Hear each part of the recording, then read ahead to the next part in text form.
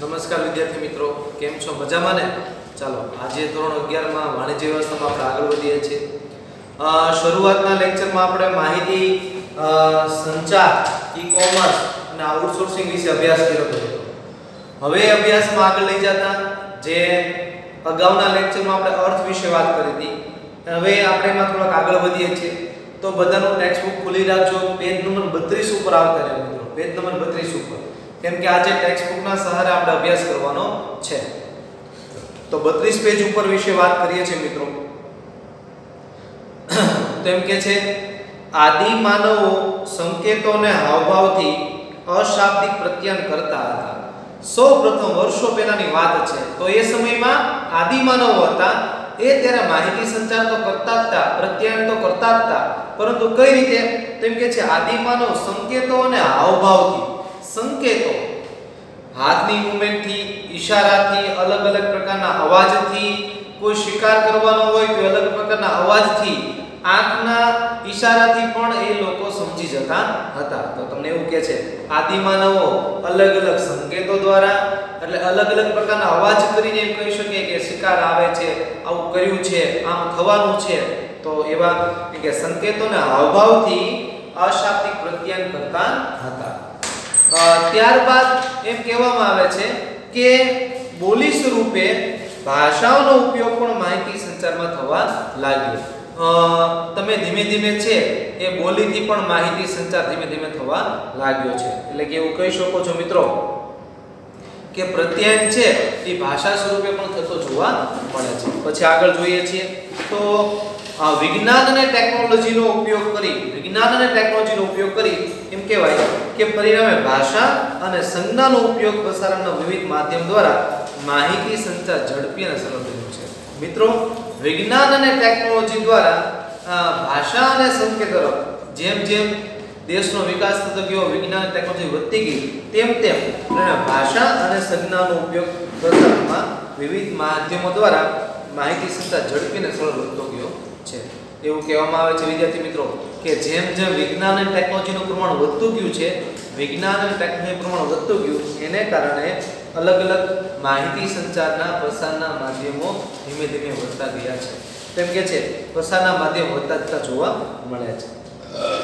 અને માહિતી સંચાર આજના સમયમાં ઝડપી અને સરળ બન્યું છે. એના આધારે માહિતી સંચાર ઝડપી અને સરળ બનતું જોવા મળે છે. આગળ જોઈએ છે પછી કહે છે માહિતી સંચાર દ્વિમાર્ગી પ્રક્રિયા છે. માહિતી સંચાર કેવી પ્રક્રિયા છે મિત્રો? દ્વિમાર્ગી પ્રક્રિયા છે. કઈ રીતે?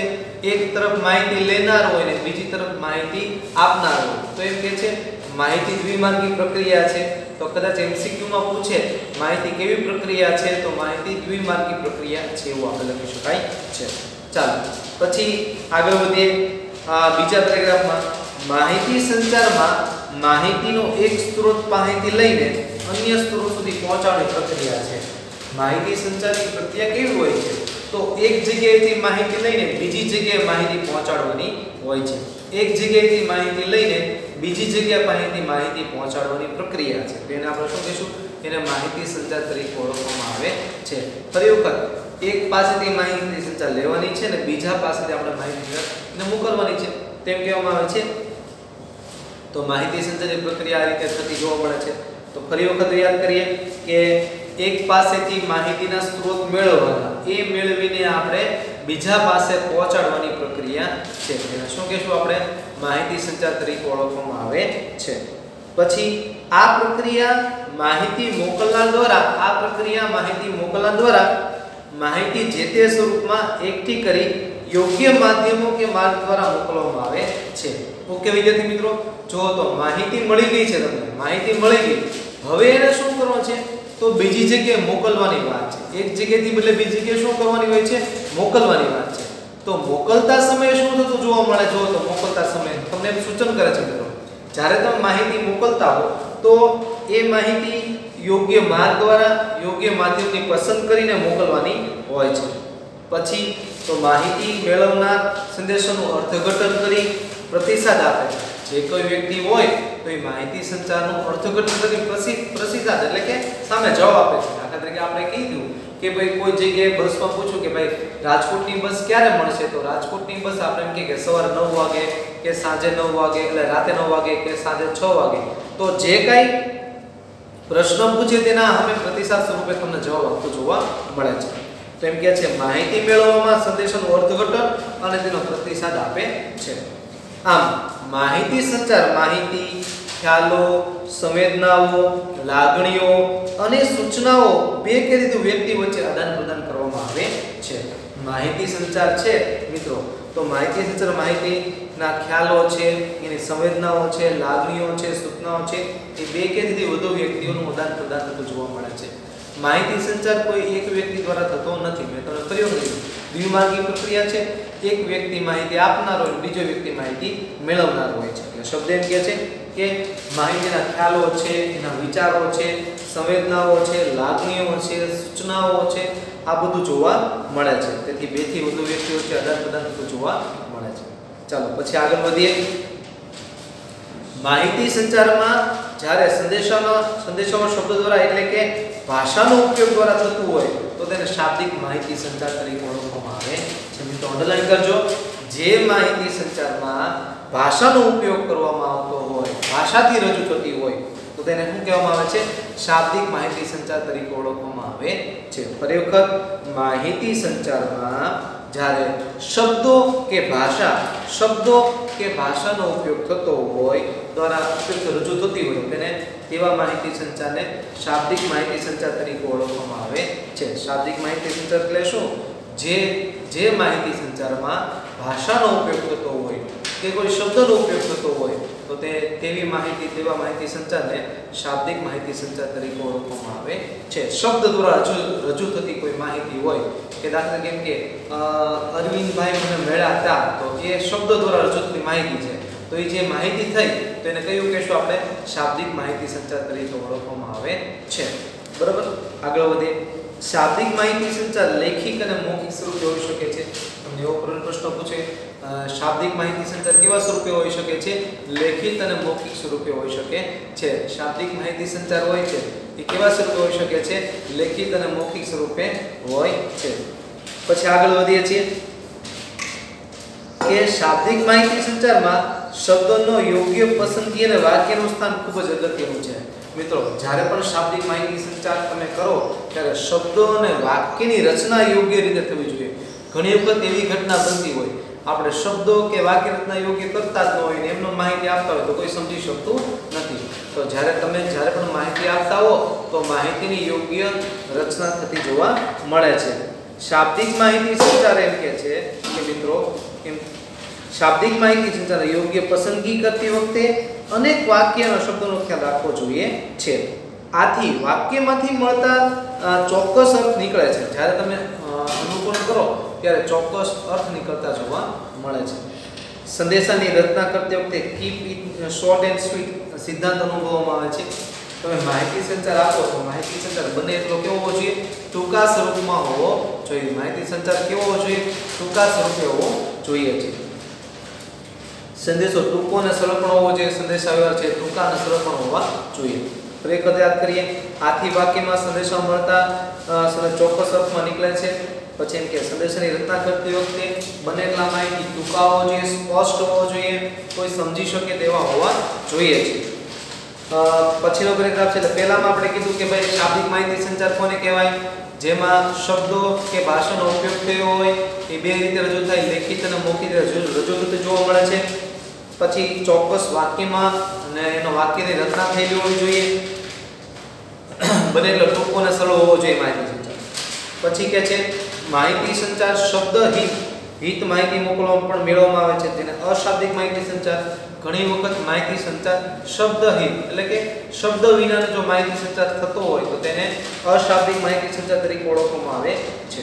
આ માહિતી સંચાર ઈશારાથી થતો હોય છે, શારીરિક થતો હોય છે, સારી અભિવ્યક્તિ કોઈ અલગ અલગ હાથની મૂવમેન્ટની આંખના ઈશારાથી થતો હોય છે, શારીરિક મુદ્રાથી થતો હોય છે, ચહેરાના હાવભાવથી થતો હોય છે, આંખના ઈશારાથી થતો હોય છે, કલ્પનાથી થતો હોય આ તો ઠીક, પછી એની હારે છે વાદન છે, ગાયન છે, નૃત્ય છે, શિલ્પકામ છે, ચિત્ર છે, નકશો છે, તોપોની સલામતી છે. જ્યારે કોઈ શહીદ થતું હોય ત્યારે એ વ્યક્તિને એક કે ભાઈ દેશનો યુવાન છે શહીદ થયો છે, તો ત્યારે એ માટે એને માહિતી સંચાર માટે તોપોની સલામતી આપે છે. સાયરન, જ્યારે કંપનીમાં એમાં આગ લાગે ત્યારે એક પ્રકારના સાયરન અવાજ આવે છે, એ જાણ થાય બધાને. તો આ બધા છે કોઈ શબ્દ રજૂ નથી કરતા મિત્રો, પરંતુ એક અવાજને આધારે, એક અલગ અલગ ઈશારાઓને આધારે, આંખના હોય, પછી ચહેરાના હાવભાવ હોય, કોઈ નૃત્ય કરીને, કોઈ ગાયન કરીને, વાદન કરીને, તો શિલ્પકામ કરીને પણ એમાંથી કઈ જૂના સમયે જે શિલ્પી કામો છે આપણે જોવા મળે, તો ભાઈ એ સમયની સંસ્કૃતિ છે આખી બતાવે છે. ટૂંકમાં એમ કે છે આવા માહિતી સંચારને અશાબ્દિક માહિતી સંચાર, જે માહિતી સંચારમાં શબ્દોનો ઉપયોગ ન થતો હોય અને અશાબ્દિક રીતે, એટલે કે શબ્દ વિના જો માહિતી સંચાર થતો હોય તો અશાબ્દિક માહિતી સંચાર કહેવામાં આવે છે. જેવું કઈ રીતે? તો ઈશારાથી, શારીરિક અભિવ્યક્તિ, શારીરિક મુદ્રા દ્વારા, ચહેરાના હાવભાવ દ્વારા, આંખના ઈશારાથી, કલ્પનાત્મક રીતે આપણે સુંદર કહીએ તો કે ખૂબ સુંદર છે, પછી કોઈ પણ એ રીતે, તો એ હાથના ઈશારા, હાથની અભિવ્યક્તિ દ્વારા થતું જોવા મળે છે. ઓકે, તો વિદ્યાર્થી મિત્રો, આ જે હતી માહિતી સંચારની પ્રસ્તાવના છે. હવે આપણે એનો એ વ્યાખ્યા છે એ આપણે જોવાની છે. માહિતી સંચારની વ્યાખ્યા અલગ અલગ જોવા મળે છે, તો જોઈએ છીએ માહિતી સંચારની વ્યાખ્યાઓ.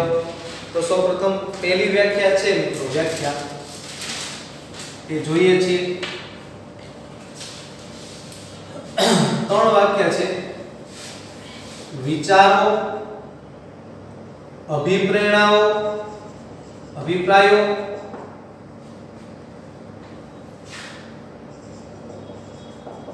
માહિતીનું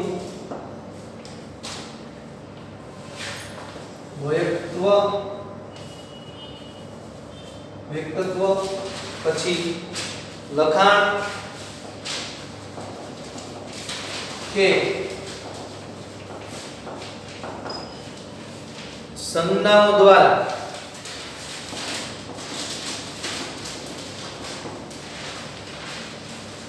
સંદેશાની આપલે થવી એટલે માહિતી સંચાર કહેવાય.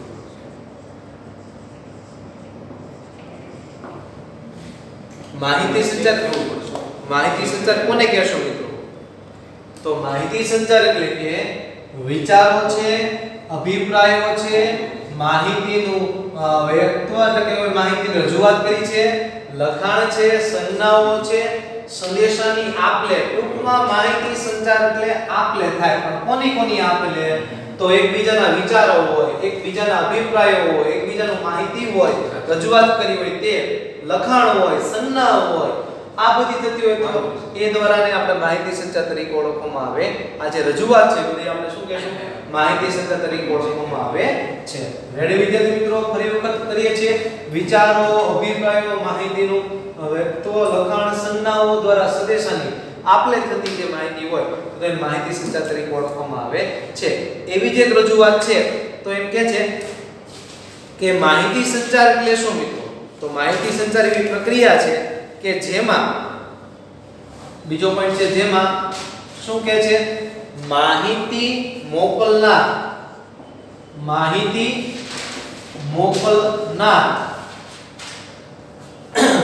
ના જ્ઞાન, વિચારો, સમજણ, સંવેદનાઓ,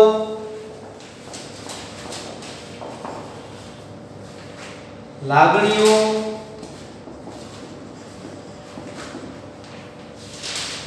કે વલણો અંગેની માહિતી નું યોગ્ય સંકેતો દ્વારા યોગ્ય માધ્યમથી થતું એવું પ્રસરણ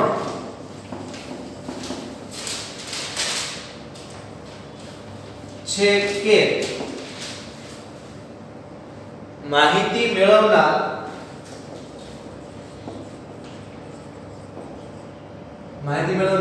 શું કરી શકે? પ્રભાવિત કરી શકે છે. પ્રભાવિત કરે. તેના વર્તનમાં શું આવે? પરિવર્તન આવે. પરિવર્તન થાય અને તેની સાથે સંબંધો સ્થાપે અને જાળવે. તેની